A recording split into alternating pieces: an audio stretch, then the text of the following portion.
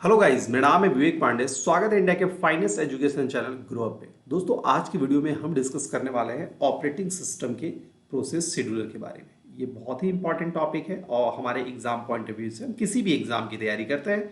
दोस्तों, अगर हमारे जहन में है कि मुझे रिट क्वालिफाई करना है, अगर मैं हमारे जहन में कि सर मुझे केवीएस क्वालिफाई करना है, हमें DSSS भी क्वालिफाई करना है, या कंप्यूटर साइंस बेस्ड कैसे भी एग्जाम्स को हम यहाँ पे क्रैक करना चाहते हैं, तो ये वीडियो आपके लिए बहुत ही बेनिफिशियल है। इवन अगर आप यूजीसी नेट का एग्जाम अभी आपको देना है, वो उसके लिए बेनिफिशियल है। साथ ही साथ आपको गेट के एग्जाम के लिए भी ये वीडियो आपके लिए बेनिफिशियल होगा दोस्तों। ठीक है, तो दोस्तों आज की वीडियो हमने क्या डिस्कस करना है, तो प्रोसेस शेड्यूलर के बारे में डिस्कस करना है। सबसे पहले अगर बात करते हैं, एक लाइन में अगर समझने की कोशिश करते हैं what is the meaning of process scheduler. दोस्तों, मैं आपको बता देता हूं, कोई भी प्रोसेस है, कंप्यूटर में बहुत सारे प्रोसेस एग्जीक्यूट करते हैं दोस्तों। P1 है, P2 है, P3 है, बहुत सारे प्रोसेस एग्जीक्यूट करते हैं। अब वो सारे प्रोसेस को एग्जीक्यूट करने के लिए एक शेड्यूलिंग करना होगा, दैट मीन्स एक सीक्वेंस देना, एक ऑर्डर देना होगा। तो यही काम करता है प्रोसेस शेड्यूलर का। प्रोसेस शेड्यूलर का बेसिकली काम यही हो गया कि ऑपरेटिंग सिस्टम के द्वारा जितने भी प्रोसेस होते हैं कंप्यूटर्स में, उसको शेड्यूल करना, उसको टाइम ड्यूरेशंस देना कि भाई आप आपको अभी एग्जीक्यूट करना, आपको इतने देर बार एग्जीक्यूट करना, आपकी इतनी इंपॉर्टेंस, आपको इतने देर तक रैम में रहना है, आपको इतने समय तक सीपीयू के पास रहना है। ये सारा डिटर्मिनेशन जो है वो मेरा प्रोसेस शेड्यूलर कहता है। एक सिंपल सा लॉजिक है, यानी कि प्रोसेस को शेड्यूल करने की प्रक्रिया जो है वो मेरा प्रोसेस शेड्यूलर कहते हैं। एक लाइन में यही है, कोई दिक्कत नहीं है, कहानी खत्म। अब आते हैं दूसरे पॉइंट पे। दूसरा पॉइंट क्या है दोस्तों, अगर वो हम देखना चाहते हैं, दूसरा पॉइंट क्या है वो अगर देखने की कोशिश करते हैं, तो प्रोसेस शेड्यूलर क्या है। तो प्रोसेस शेड्यूलर अब आते हैं कि ठीक है सर, ये काम तो हो गया, अब इसके टाइप कितने होते हैं। तो टाइप इसके 3 होते हैं। एक होता है लॉन्ग टर्म शेड्यूलर, दूसरा होता है शॉर्ट टर्म शेड्यूलर, और तीसरा होता है मीडियम टर्म शेड्यूलर। ठीक है, ये 3 टाइप के शेड्यूलर होते हैं। कहानी क्लियर है? No problem. चलिए, तो सबसे पहले बात करते हैं लॉन्ग टर्म शेड्यूलर के बारे में। अगर आराम से देखते हैं यहाँ पे क्या है चीजें। लॉन्ग टर्म शेड्यूलर क्या होता है दोस्तों? Or long term scheduler determine which program are admitted to the system for processing. यानी कि लिए लॉन्ग टर्म शेड्यूलर का काम ये होता है कि भाई जो प्रोसेस एडमिट कर रहा है, यानी कोई भी प्रोसेस की, भाई मैं अब एग्जीक्यूट करूंगा, तो मैं एग्जीक्यूट करूंगा, यानी मैं रेडी हूं, मैं काम करने वाला हूं, यानी कोई भी प्रोसेस है वो एग्जीक्यूट करने वाला है। ये जिम्मेदारी होती है लॉन्ग टर्म शेड्यूलर। नहीं कि वहां बहुत सारे प्रोसेस पड़े हुए, तो भाई तुम एडमिट करो कि तुम अब एग्जीक्यूट करोगे। भाई 1000 प्रोसेस बैठ सोया हुआ आराम से, लेकिन P1 बोल रहा है कि नहीं, अब मैं एग्जीक्यूट करूंगा। तो ये जैसे बोल देता है कि मैं एग्जीक्यूट करूंगा, तो यानी कि ये काम किसका है? लॉन्ग टर्म शेड्यूलर का है।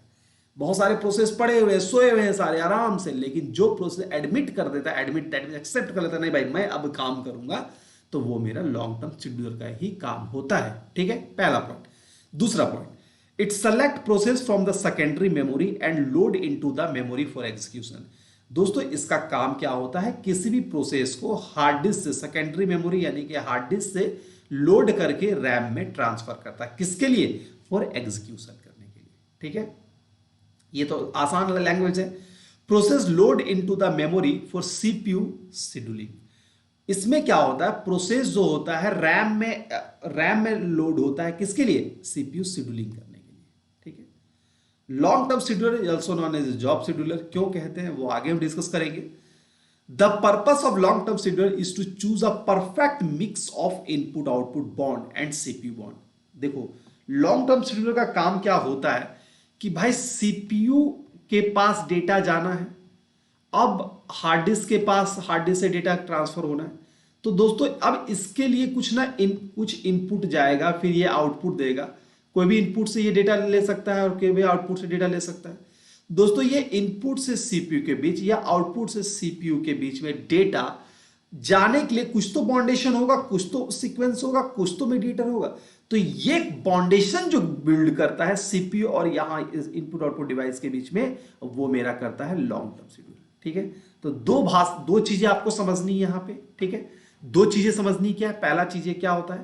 पहला, ये एडमिट करता है किसी प्रोसेस को एग्जीक्यूट करने के लिए। दूसरा जो सबसे इंपॉर्टेंट है, ये प्रोसेस को ट्रांसफर करता है सेकेंडरी मेमोरी से मेन मेमोरी में, यानी कि रैम में। दो पॉइंट इंपॉर्टेंट है जो एग्जाम में भी पूछा जाता है। एक लाइन और मैं लिख देता हूं। It control the degree of multiprogramming, it control degree of multiprogramming, degree of multiprogramming.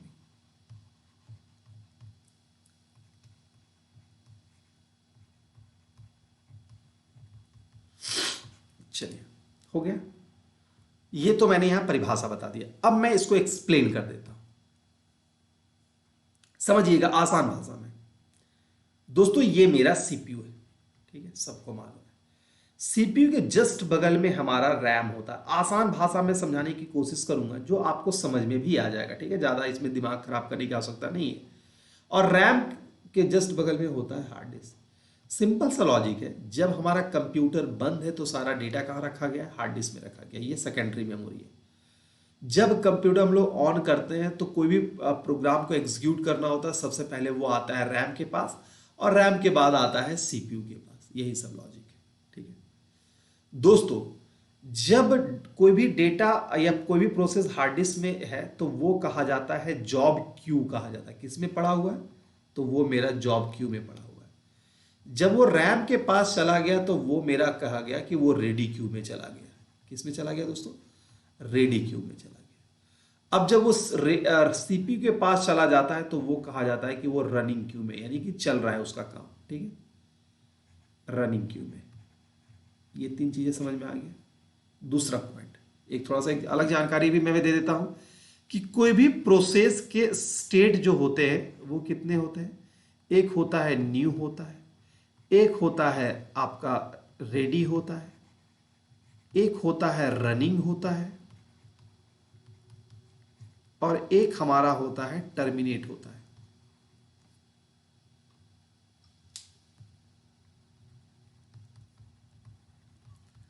और एक से अधिक प्रोसेस है तो वो वेटिंग होता है। दोस्तों दुनिया में जितना भी प्रोसेस कंप्यूटर के पास आएगा, P1 आए, P2 आए, कुछ भी आएगा, तो पहले वो न्यू यानी क्रिएट होगा, फिर वो रेडी होगा यानी रैम के पास जाएगा, फिर वो रन करेगा और फिर वो खत्म हो जाएगा। और एक से अधिक प्रोसेस रहा तो उसे वेट करना पड़ेगा। यही सीक्वेंस, ठीक है। चलिए, तो ये तो मालूम ही होगा सबको, नहीं है तो लिख लेना शायद साइड में, ये प्रोसेस स्टेट होता है, ठीक है। इसके बारे में भी आगे वीडियो बनाएंगे, लेकिन फिलहाल आप नाम ही समझ लीजिए। तो दोस्तों जनरल सा लॉजिक है कि जब भी कोई प्रोसेस हार्ड डिस्क से रैम में जब जा रहा है तो एडमिट कर रहा है कि मैं प्रोसेस करूंगा। मान लो कि यहां पे P1 P2 बैठा होगा तो वो एडमिट कर रहा है ना कि मैं जाऊंगा अब एग्जीक्यूट करने के लिए। दैट मीन्स वो क्या काम कर रहा है? वो लॉन्ग टर्म शेड्यूलर का काम है, हार्ड डिस्क से रैम में जाना। हार्ड डिस्क से रैम में जा रहा है तो वो लॉन्ग टर्म शेड्यूलर। वही जब रैम से सीपीयू में जा रहा है तो वो मेरा हो गया शॉर्ट टर्म शेड्यूलर। एक छोटा सा लाइन में मैं आपको समझा देता हूं, फिर आगे डेफिनेशन भी करवा दूंगा। ये शॉर्ट टर्म शेड्यूलर हो गया। अब एक मैंने और नाम लिया था मीडियम टर्म शेड्यूलर। तो दोस्तों सीपीयू से रैम में जाता है और फिर रैम से सीपीयू में जाता है, यानी स्वैपिंग का काम होता है जब एक से अधिक प्रोसेस होता है। तो जब ये सीपीयू से रैम में जाएगा फिर वो रैम से सीपीयू में जाएगा, इसे हम लोग स्वैपिंग का काम कहते हैं, ठीक है। तो ये स्वैपिंग का जो काम है वो हमारा कौन करता है? तो वो मेरा मीडियम टर्म शेड्यूलर करता है। यहीं तक आपको सारा स्टोरी समझ में आ गया होगा। जब हार्ड डिस्क से रैम में जा रहा है तो उसे हम लोग कहते हैं लॉन्ग टर्म शेड्यूलर। उस रैम से सीपीयू में जा रहा है शॉर्ट टर्म शेड्यूलर, स्वैपिंग का काम है तो मीडियम टर्म शेड्यूलर। दोस्तों अभी मैंने डिस्कस आपको किया था लॉन्ग टर्म शेड्यूलर के बारे में, जैसे थोड़ी देर पहले मैंने बताया भी था क्या काम है, क्या क्या उसका रोल होता है। तो जैसे आपको बताया कि सबसे बड़ा काम है कि इनपुट आउटपुट और सीपीयू के बीच में बाउंडेशन करने का काम यही करता है। चूंकि ये आपको जॉब क्यू से डेटा लेता है इसीलिए इसे जॉब शेड्यूलर कहते हैं। तीसरा पॉइंट, ये कंट्रोल करता है मल्टीप्रोग्रामिंग का। कंट्रोल ऑफ मल्टीप्रोग्रामिंग कहने का मतलब क्या हो गया?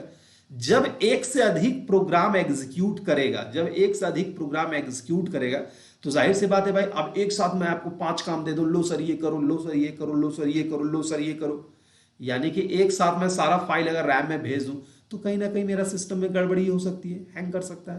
तो उसी चीज को कहते हैं कंट्रोल करना, तो उसे कहते हैं डिग्री ऑफ मल्टी प्रोग्रामिंग। तो वो भी कंट्रोल करने का काम को किसका है? तो वो है कंट्रोल करने का काम, ठीक है। तो वो करता है लॉन्ग टर्म शेड्यूलर, ठीक है। अब आगे आते हैं, अगला है आपका long term scheduler. I hope so clear हो गया होगा। दूसरा है शॉर्ट टर्म शेड्यूलर। ऑलमोस्ट मैंने समझा ही दिया, लेकिन बस एक थोड़ा सा यहां पे देख सकते हैं। It select one of the jobs from the ready queue. ये रेडी क्यू यानी रैम से जॉब को सेलेक्ट करता है and dispatch to the CPU for execution, जैसे कि अभी मैंने आपको बताया था।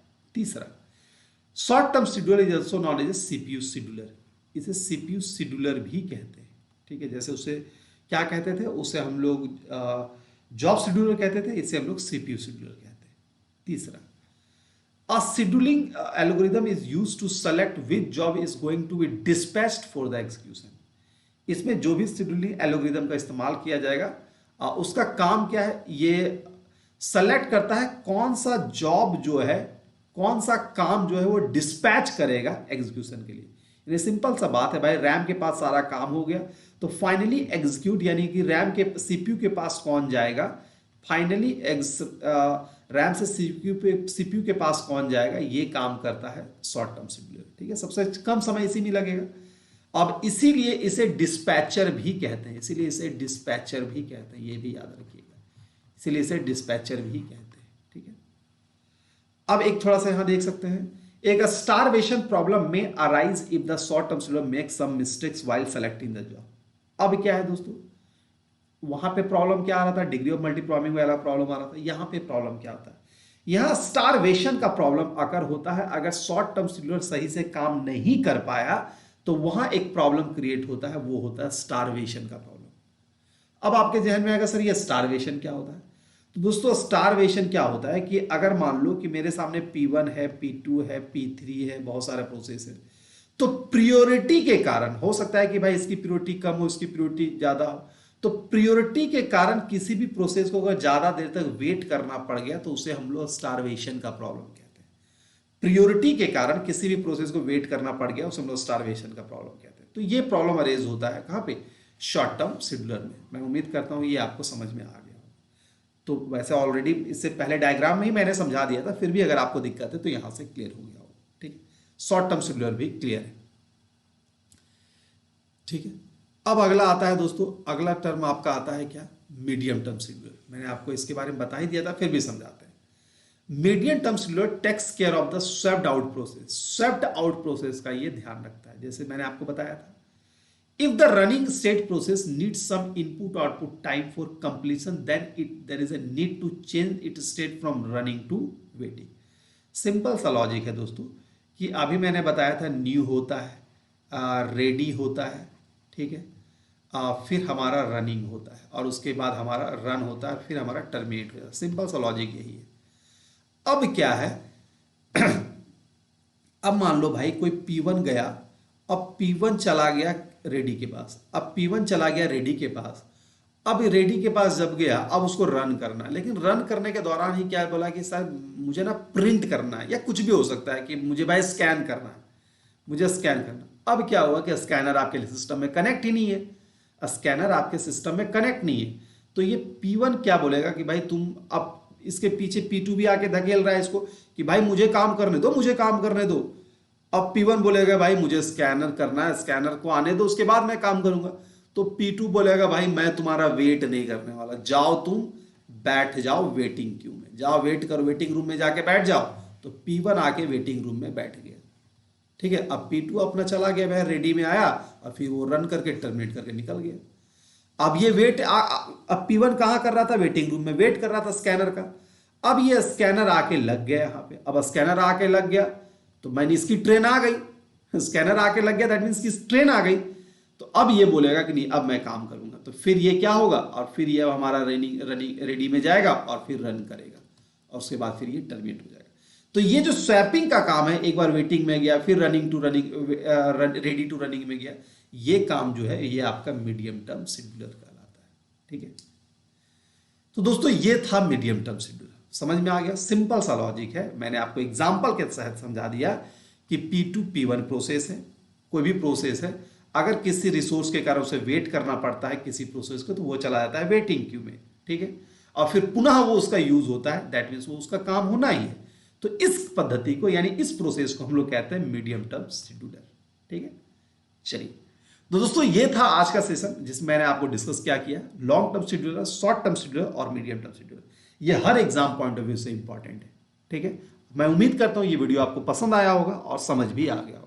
अगर पसंद आया तो रोजाना इस चैनल पे बने रहें आपको कंप्यूटर साइंस की कंप्लीट पैकेज है, आप किसी भी एग्जाम के प्रिपरेशन करते हैं आपको इस चैनल में मिलेगा दोस्तों। तो दोस्तों अगर आपने अभी तक चैनल को सब्सक्राइब नहीं किया तो सब्सक्राइब कर लें। क्लास का जो डिटेल है वो आपको फेसबुक पेज पे मिल जाता है। पीडीएफ, इस क्लास की पीडीएफ जो है वो आपको मेरे टेलीग्राम चैनल पे मिल जाएगी, और किसी तरह की क्वेरीज है आप मुझे व्हाट्सएप यहाँ पे कर सकते हैं। ठीक है, आई होप सो सेशन आपको पसंद आया होगा, अच्छा लगा हो तो लाइक जरूर करेंगे। उससे भी ज़्यादा इंपॉर्टेंट है शेयर करना दोस्तों, और अगर अभी तक सब्सक्राइब नहीं किया तो सब्सक्राइब भी कर लीजिए, तो इससे आपको रेगुलर क्लास का नोटिफिकेशन मिलता जाए। ठीक है, तो शेयर, मैक्सिमम शेयर जरूर करें। ठीक है, thank you, take care, bye bye.